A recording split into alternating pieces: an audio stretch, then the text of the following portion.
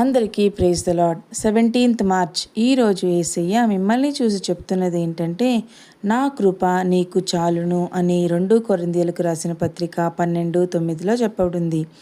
My grace is sufficient for you.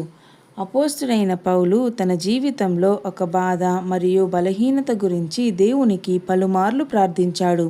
కానీ దేవుడు అతనికి చెప్పిన సమాధానం, నా కృప నీకు చాలును అని. కాబట్టి ప్రియమైన బిడ్డల్లారా, దేవుని కృప మనకు సరిపోతుంది. మన బలహీనతలలో దేవుని శక్తి స్పష్టంగా కనిపిస్తుంది.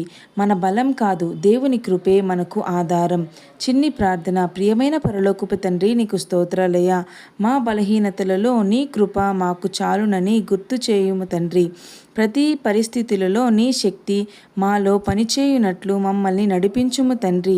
నీ కృపపై ఆధారపడే విశ్వాసాన్ని మాకు ఇవ్వుము తండ్రి. యేసు నామములో అడిగి వేడుకుంటున్నాము తండ్రి. ఆమేన్.